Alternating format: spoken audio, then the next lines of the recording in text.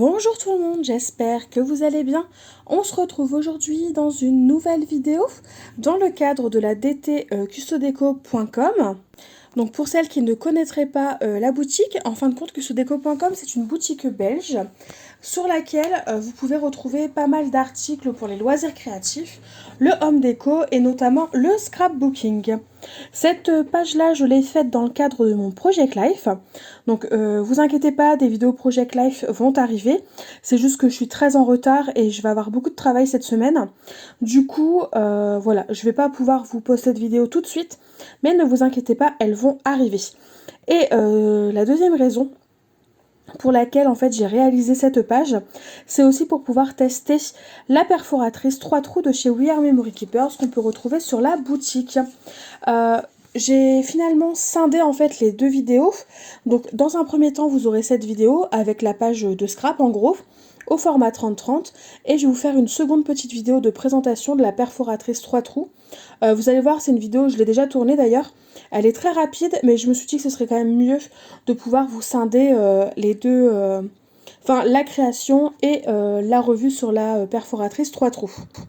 Je vous montre un peu tout ce dont je pourrais me servir, même si vous allez voir, je vais pas me servir de tout ce que je vous ai présenté, mais c'est pour vous donner une ordre d'idée, un peu comment je procède quand je crée des pages. Donc au début, je réunis tout ce qui pourrait m'intéresser, tout ce qui pourrait me servir, et ensuite en allant au fur et à mesure de faire ma création, eh bien j'en enlève et j'en rajoute. J'avais eu un problème de carte mémoire et donc du coup j'ai pas filmé en fait le début. Donc j'ai coupé cette bande de papier, c'est un papier effet bois donc de chez Artemio qu'on retrouve évidemment sur la boutique et il est coupé au format de 10 cm par 30 cm. Le papier blanc que vous voyez c'est le Coconut Swirl. Donc là c'est pareil, c'est un papier basil lisse blanc qu'on peut retrouver sur custodeco.com et il est coupé au format 30 par 30. Ce que j'ai fait précédemment, c'est très simple, j'ai positionné en fait ma bande de papier effet bois, là à peu près où je souhaitais la voir, et j'ai pris mon crayon gris et j'ai tout simplement tracé des traits en dessous, en faisant en sorte que ce soit un peu moins large que ma bande de papier, justement pour moi en fait, ensuite j'enlève ma bande de papier et je sais malgré tout plus ou moins à quel endroit elle va se situer, pour moi en fait ajouter un petit peu d'encre, des tamponnages, ce genre de choses. Donc, dans un premier temps, ce que j'ai fait, c'est que je voulais vraiment une page dans les tons de rose. Parce que j'aime le rose et que, quand c'est Oslo, ou Monsieur, par exemple, quand je fais des pages sur nous ou sur Oslo, j'évite le rose parce que même si je fais partie des personnes qui disent que, non, il n'y a pas de... le rose n'est pas genré, malgré tout, inconsciemment, je l'assimile plus facilement à des femmes, des filles. Et du coup, je me bloque un peu à ce niveau-là quand je fais des pages avec Monsieur ou Oslo. Et du coup, là, comme cette fois-ci, c'est une page tout simplement avec Athéna, donc notre chat, notre chatte. Et je me suis dit, allez, c'est parti, c'est le moment, il faut que je sorte le rose, j'en ai envie, donc je me lance. Donc voilà, donc c'est ce que j'ai fait. Du coup, pour les références des encres, je vous invite à mettre pause ou revenir en arrière pour avoir les références exactes. Sinon, toutes les encres sont trouvables sur custodeco.com. Et du coup, je me suis amusée avec le pochoir de la collection de Japan avec les fleurs pour ajouter un peu de texture sous mon papier effet bois, tout simplement. Dans un second temps, là ce que je fais, c'est que je trouvais que les photos, si elles n'étaient pas matées, c'était pas forcément très joli. En tout cas, ça me plaisait pas.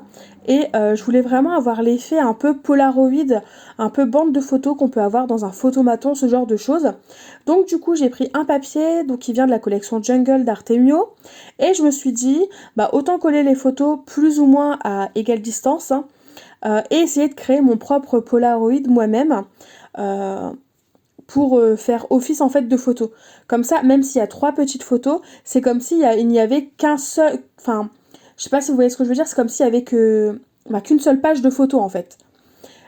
Et au final, avec le recul, je préfère carrément avoir fait ça. En fait, je ne regrette absolument pas. Et je pense que si j'avais laissé les photos séparées les unes des autres, eh bien ça m'aurait peut-être moins plu au final.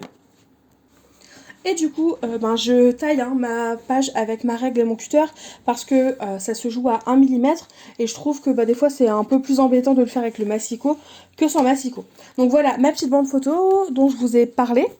Et franchement, j'adore l'effet que ça donne en fait, tout simplement. Mes petites taches d'encre rose sous mes photos, enfin sous ma photo et sous ma bande de papier, alors j'aime bien. C'est vraiment quelque chose que j'aime beaucoup, mais je trouvais que ça me manquait d'un petit quelque chose quand même. Et comme sur ma photo, en fait, on la voit pas très bien là tout de suite, mais vous la verrez un petit peu mieux plus tard.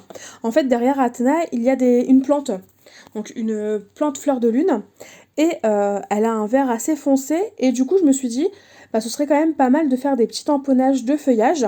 Donc là, j'utilise la planche de tampon de la collection Slow Life d'Artemio. Et bah, je me suis dit, autant ajouter des petits feuillages sous ma photo et que je vais mettre en fait par superposition pour avoir différents effets au-dessus de mon effet un peu pochoir, justement pour essayer de faire ressortir plutôt, pardon, la couleur verte de cette photo. Donc là, vous voyez, on voit un peu par transparence l'effet pochoir sous mes feuillages. Personnellement, ça ne me choque pas, mais si jamais c'est quelque chose qui pourrait vous choquer, si vous voulez reproduire par exemple cette page, eh bien je vous invite à faire vos feuillages à part, les découper et les coller en fait au-dessus de votre effet pochoir. Parce que, bon, ça se voit, moi personnellement ça me choque pas, hein, mais c'est vrai que ça peut perturber, ça peut être perturbant de voir l'effet pochoir à travers. Bon, après c'est vrai aussi on le voit fort, mais il faut dire aussi qu'il n'y a que ça. Après, quand il y aura d'autres feuillages, d'autres tamponnages, vous allez voir, ça va plus se fondre dans le décor. Là, j'utilise un petit feuillage de la collection Good Vibes, donc de la planche de tampon, qui va avec cette collection. Et j'ajoute en fait, avec la couleur vert plus foncé, des petits feuillages par-ci par-là, pour essayer en fait d'étoffer un petit peu, justement, ma mise en page de feuillage. Donc comme vous pouvez le voir, il n'y a rien de contrôlé, il n'y a rien de précis. Je fais ça à l'œil en fonction de mes goûts. Voilà. Je tamponne et j'oriente en fait mes tampons et j'essaye de voir ce qui me plaît le plus ou non. Là, je voulais ajouter un peu de texture, mais un petit peu de noir. C'est vrai que j'aime aussi quand il y a du noir sur mes pages. Je trouve que ça casse un peu. Enfin, ça coupe bien en fait les couleurs qu'il peut y avoir sur une page. Du coup, je vais utiliser de l'encre noire de chez Artemio et je vais ajouter des petits points. C'est pareil, c'est la planche tampon de chez Slow Life. C'est toute une planche où il y a des taches, des effets de rayures, de petits points, justement pour créer ses propres fonds avec des encres.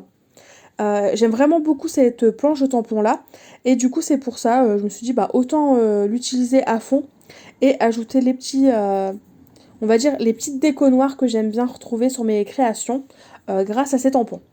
Donc là j'ai mis du double face sur mon papier effet bois, il n'est pas totalement droit, il y a un petit millimètre d'écart entre le haut et le bas, bon tant pis. Je l'ai laissé comme ça et puis une fois que c'était collé c'était trop tard, hein. Et puis vous allez voir par la suite on va mettre un petit ruban justement pour cacher le petit millimètre qu'il y a d'écart. Et après au final c'est du fait maison, c'est du plaisir, hein, quand on scrape. Donc au pire si c'est pas totalement droit ce n'est pas grave. Là je vous montrais le double face effet mousse 3D pour vous dire en fait que j'allais mater ma photo sur mousse 3D et je me suis retrouvée à court de double face, je n'en ai plus. Et si j'utilisais le peu de mousse 3D qui me restait, j'en aurais pas eu assez pour recouvrir toute ma photo et pour éviter de m'embêter avec des petits carrés 3D.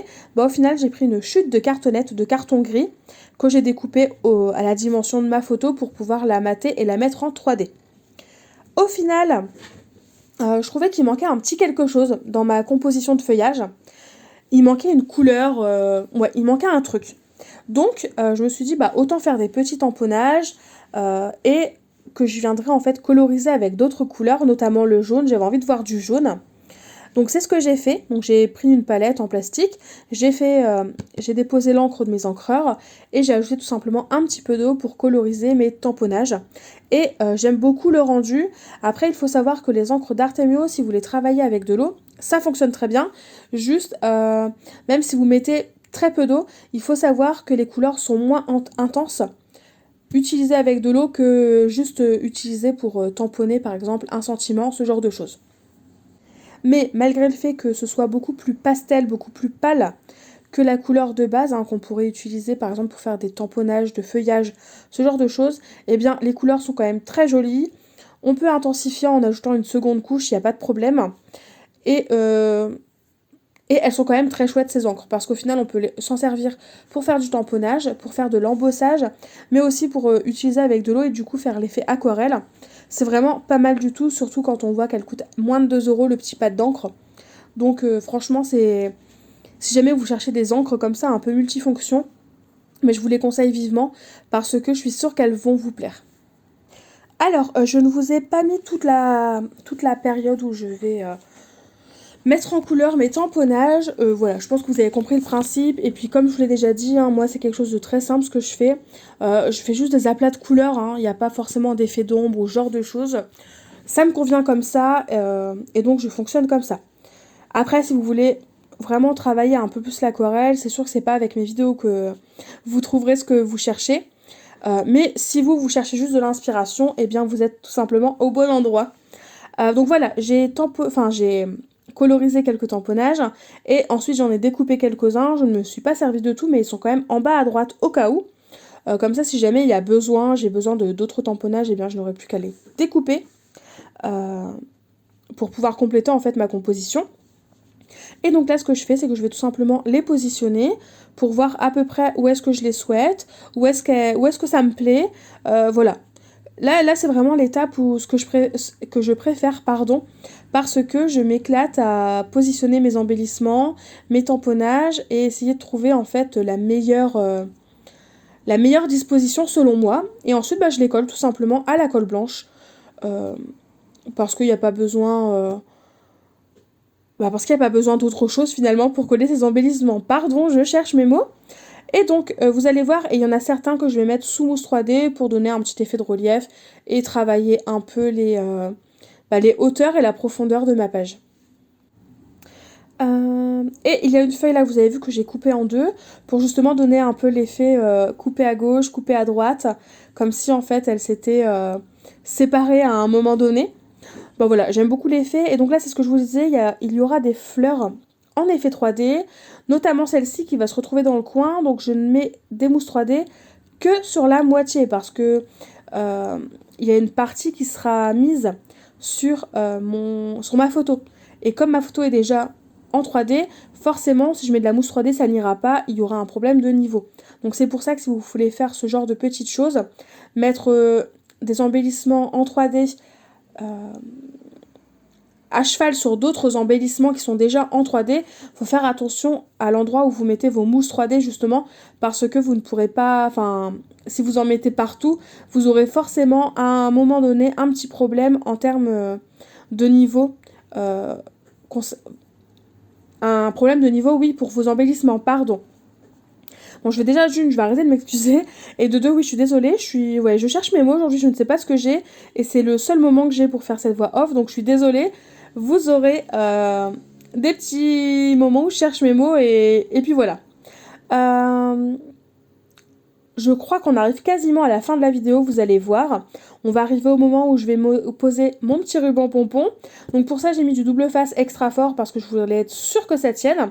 Et ce que j'ai fait en fait pour justement pallier au petit décalage d'1 millimètre dont je vous parlais tout à l'heure, j'ai posé tout simplement mon double face effet 3D, un petit peu de biais justement pour rattraper cette différence de niveau. Mais après, comme je vous dis, c'est du fait maison, on se fait plaisir. S'il y a une différence, s'il y a un petit moment où c'est pas très droit, ce n'est pas grave. Ensuite, je ne sais plus ce que je fais. Ah oui, j'ai retrouvé, alors vraiment par pur hasard, c'est la seule chose qui ne vient pas en fait de chez Custo Déco, c'est une chute de napperon qui était toute un peu déchirée, ce genre de choses. Et je me suis dit, tiens, ça pourrait être sympa quand même de l'ajouter à ma page. Au moins, ce n'est pas perdu, je m'en serais servi jusqu'au bout. Et je trouvais que ça faisait sympa. En tout cas, ça me plaisait. Donc c'est ce que j'ai fait, j'ai ajouté mon petit napperon, un peu déchiré de tous les côtés. Mais je ne regrette pas parce que vraiment, j'aime bien l'effet. Je trouve ça vraiment très chouette. Je ne sais pas ce que vous en pensez, vous me direz, mais franchement, je suis pas mécontente de moi. Donc là, voilà, j'ai sorti ma règle pour être droite, mais au final, je ne serai absolument pas droite. Bref, je ne vais pas changer. Toutes mes créations, il y a quasiment un petit quelque chose qui n'est pas droit, tout simplement. C'est limite une marque de fabrique. Bref, c'est ma volonté de toujours faire ça à l'œil. Au final, Sur le coup, sur le moment, je regrette, mais au final, non, faut pas regretter, c'est la vie, c'est comme ça. Le principal, c'est de se faire plaisir et de s'amuser tout simplement dans ce qu'on fait, et puis c'est tout, quoi. Là, j'ai pris le tampon La vie est belle, donc d'une des planches de tampons de la collection Mon Essentiel, cette fois-ci d'Artemio. Je vérifie, mais je crois que c'est ça. Oui, c'est ça. C'est Mon Essentiel. Et je l'ai tamponné en bas à droite, parce que je trouvais que ça faisait un petit peu vide. Et en même temps, je voulais donner l'aspect fausse couture que je fais avec mon stylo noir et ma règle. Bah, je voulais le compléter comme si c'était une couture qui avait été faite comme ça. Même si on est d'accord, on sait très bien que le La vie est belle, il n'a pas été cousu. Mais je pense que vous comprenez ce que je veux dire. Et je ne... Ouais. Je l'ai dit je ne sais combien de fois dans cette vidéo, mais non, je ne regrette pas parce que j'aime vraiment beaucoup le rendu que ça fait. Et ensuite, bah, je continue mon cadre, du coup, avec mon stylo noir et ma règle, de façon à faire un cadre partout autour de ma page. Ça, c'est vraiment, s'il y a quelque chose vraiment dont je ne pourrais pas me passer quand je scrape, eh bien, je dirais que c'est ça. Mon petit cadre avec mes feutres noirs. Avec mon feutre noir, bah, en fait, je pourrais pas m'en passer. Quand je ne le fais pas, eh bien, j'ai l'impression qu'il manque quelque chose sur ma page. Je ne sais pas vous si ça vous arrive, s'il n'y a pas une technique comme ça qui vous fait cet effet-là aussi. Mais vraiment, hein, je suis perturbée si je ne le fais pas. Du coup, je suis curieuse maintenant, vu que j'ai laissé sous-entendre la question. Est-ce qu'il y a quelque chose que vous faites à chaque fois quand vous scrapez une carte, une page, un album, et dont vous ne pouvez pas vous passer, et limite si vous ne le faites pas, eh bien vous êtes complètement paumé, ça ne vous va pas, ça ne vous ressemble pas, vous sentez qu'il manque quelque chose. N'hésitez pas à me le dire en commentaire chez vous, pour vous quoi, c'est quoi le petit truc qu'il faut à tout prix que vous faites. Et évidemment, la chose que vous devez à tout prix faire, et non faites n'importe quoi. Bref, je pense que vous avez compris ma question, du coup j'ai hâte de vous lire en commentaire. N'hésitez pas à me répondre, je suis sûre qu'on pourrait tous trouver des similitudes dans cette question, surtout dans nos réponses à toutes en tant que scrappeur, scrappeuse. Et donc je blablate, et j'oublie de vous expliquer ce que je fais lors de la vidéo. Donc c'est très simple, j'ai pris l'encre Delicata, donc la Gold. J'en ai mis sur mon petit bloc acrylique, j'ai ajouté de l'eau et en fait j'ai ajouté des petites gouttes de doré un peu partout et sur certains contours de mes fleurs, de mes feuillages, tout simplement parce que j'avais déjà en tête que j'allais mettre un petit sentiment avec l'alphabet doré de chez Artemio. Donc c'est pour ça en fait que j'ai ajouté des petites gouttes parce que voilà, si je mettais que les gouttes ça faisait un seul élément doré, ça me dérangeait. Et si je ne mettais que l'alphabet, il n'y avait qu'un seul élément doré et ça me dérangeait aussi. Donc voilà pourquoi j'ai tout simplement ajouté ces petites gouttes et cet alphabet. Évidemment, avec le reste d'encre que j'ai, je l'ai mis sur un autre morceau de papier. Ce morceau de papier avec la grosse tache d'encre dorée qu'il y a dessus. Je pense m'en servir pour faire une carte de Project Life. Mais ça, je vous dis rendez-vous à la prochaine vidéo. Je sais pas encore si je vais le filmer, ce passage-là, avec des cartes de PL que je fais moi-même ou ce genre de choses. Mais peut-être que ça arrivera en vidéo. On arrive enfin au moment où j'utilise l'alphabet. Donc j'ai voulu écrire en gros en version onomatopée le rugissement d'un lion. Donc là on est d'accord, c'est un chat et non un lion que j'ai à la maison.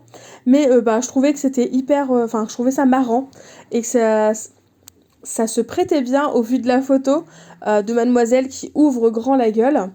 Même si elle bâillait, mais sur le coup on n'était pas censé le savoir qu'elle bâillait. Et je trouvais que ça s'y prêtait bien, donc d'où mon petit sentiment ou titre photo, enfin voilà, vous l'appelez comme vous voulez. Oui, vous l'appelez comme vous voulez, ça peut être un titre, un sentiment. Bref, je suis pas une spécialiste des choses qu'il faut faire sur une page ou ne pas faire, etc. etc. Mais je pense que vous l'avez compris, le but c'est de s'éclater, on met ce qu'on y veut sur une page, sur une page. Et voilà, le principal c'est vraiment de s'amuser.